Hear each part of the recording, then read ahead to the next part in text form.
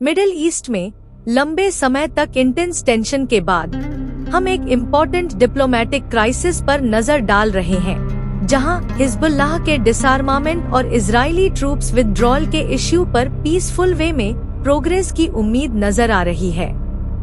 इस चेंज के सेंटर में है इजराइल के प्राइम मिनिस्टर बेंजामिन नेतन्याहू, जो अमेरिका द्वारा गाइड किए गए पीस प्रोसेस में एक्टिवली पार्टिसिपेट कर रहे हैं।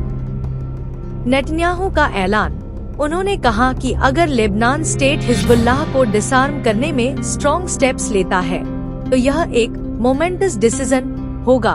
तब इजराइल रेसिप्रोकल मेजर्स अपनाएगा, जिसमें 3 घंटे बेस्ट स्टेज में ग्रेजुअल ट्रूप विथड्रॉल भी शामिल है।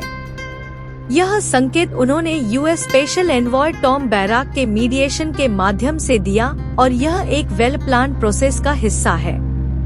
अगर लेबनान के आर्म्ड फोर्सेज LAF हिजबुल्लाह से वेपन्स रिकवरी में इफेक्टिव रोल निभाते हैं तो इजराइल साउथ लेबनान से अपने ट्रूप्स की संख्या घटा सकता है। सऊदी अरब और कतर की तैयारी, उन्होंने साउथ लेबनान में एक इकोनॉमिक जोन में इन्वेस्ट करने पर सहमति दी है, जहां पूर्व हिजबुल्लाह मेंबर्स के लिए जॉब्स और रिहैबिलिटेशन के मौके होंगे अगर वे वेपन्स छोड़ने पर एग्री करते हैं।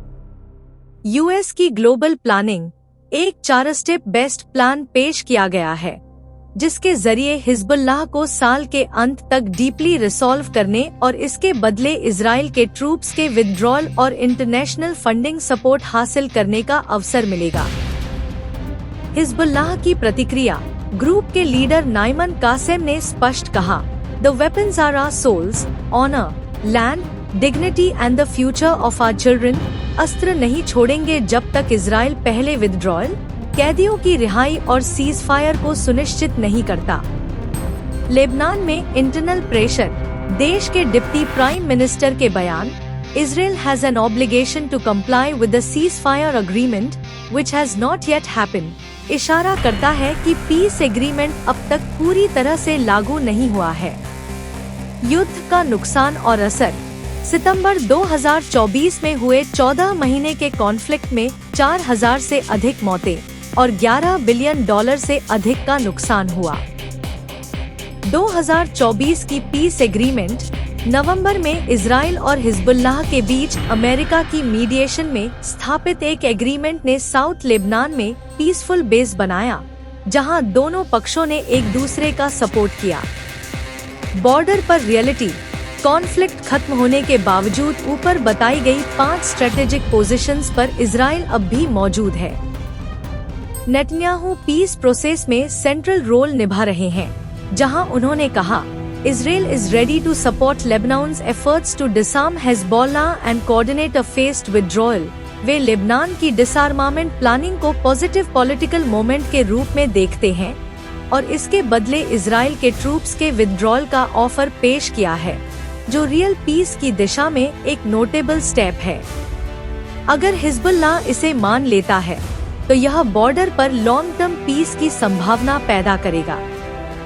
फिर भी हिजबुल्लाह की स्ट्रिक्ट स्टैंड, लेबनान की पॉलिटिकल अनस्टेबिलिटी और इंटरनेशनल प्रेशर, ये सभी इफेक्टिवनेस को कम करने की संभावना रखते हैं।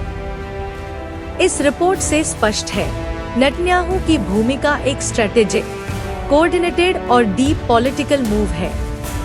वे पीसफुल सॉल्यूशन चाहते हैं, लेकिन इम्प्लीमेंटेशन की राह में बाधाएं मौजूद हैं। हिजबुल्लाह की आर्म्ड ट्रेडिशन, लेबनान की पॉलिटिकल हिचकिचाहट और युद्ध से टूटे इंफ्रास्ट्रक्चर को रिकंस्ट्रक्ट करने की चैलेंज अभी भी पूरी तरह पार नहीं की गई है। यह पीस का पोटेंशियल रियल पावर में ट्रांसफॉर्म होगा या नहीं, यह इंटरनेशनल सपोर्ट, लेबनान की पॉलिटिकल यूनिटी और खासकर हिजबुल्लाह की स्टैंड पर डिपेंड करता है।